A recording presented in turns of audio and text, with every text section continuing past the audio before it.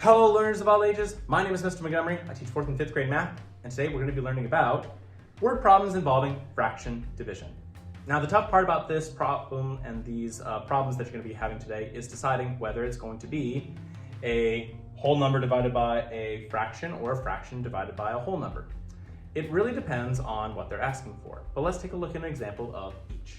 Your very first problem says, Seth is cutting a whole number, wrong part. Seth cuts 6 yards of wrapping paper into pieces that are 1/3 long, or 1/3 yard long, for wrapping small packages in his store. How many pieces does he cut? So we're looking for the number of pieces. I'm gonna put that off to the side because sometimes numbers of pieces. So sometimes I forget. But I have a whole number divided by a fraction. He starts off with 6 yards and he's gonna cut them each into 1/3 yards. And we're trying to figure out the number of pieces he has all cut all together. So 6 will change to 6/1 because I need it to be a fraction. I'm gonna multiply by the reciprocal of 1/3, which is 3/1. And I have 18/1 as my answer, which is equivalent to 18, but 18 what? 18 pieces. Let's take a look at another example.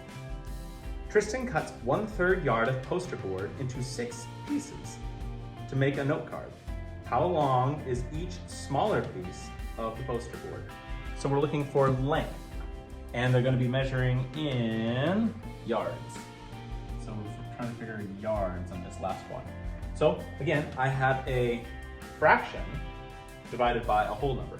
Well, I'm gonna be taking 1/3 times the reciprocal of what is 6/1, so it'll be 1/6.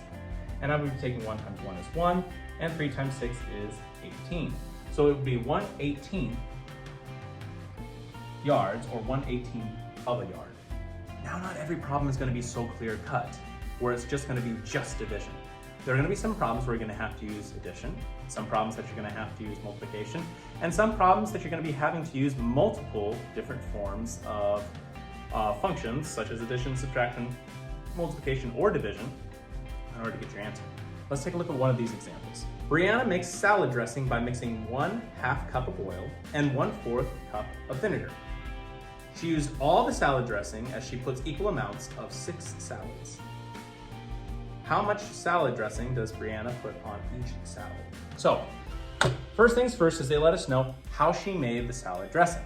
She uses a 1/2 cup of oil and 1/4 cup of vinegar. So we need to figure out what we need to do with a 1/2 and a 1/4. Said that she added them together. So I'm gonna have to add these two together to figure out, well, how much dressing does she have in cups, if I recall correctly. Yep. So I have 1/2 cup and 1/4 cup. Okay. Well, I cannot add fractions unless they have a similar denominator. So I could have a common denominator of 4. This one does not change, but this one does. How do we get from 2 to 4? Multiplied by 2. Whatever I do to the denominator, I also have to do to the numerator. So 1 times 2 is 2. Now I can add these together to get 3/4 cup of dressing. Now I need to decide, okay, is this a fraction divided by a whole number, or a whole number divided by a fraction? Well, I think it's going to be a fraction divided by a whole number. And the whole number that they use is 6 salads. So we're trying to figure out how much dressing goes on each salad. All right. So I have 3/4 divided by 1/6, which would be 3/4 times the reciprocal, which is 1/6. 3 times 1 is 3. And 4 times 6 is 24. Well, I can simplify that, and I probably should have checked with the cross simplification over there. But I can divide each side by 3. So 3 divided by 3 is 1, and 24 divided by 3 is 8.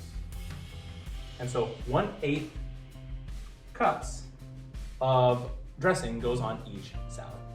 All right, my 5th grade friends. As you can see up on the board, we have no practice problems for this lesson.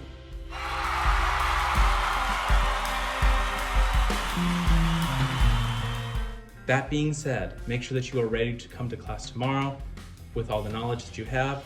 Most likely we're going to be working together in groups to solve these word problems. If you have any questions about working through word problems involving fractions and division, Please let me know when you come to class.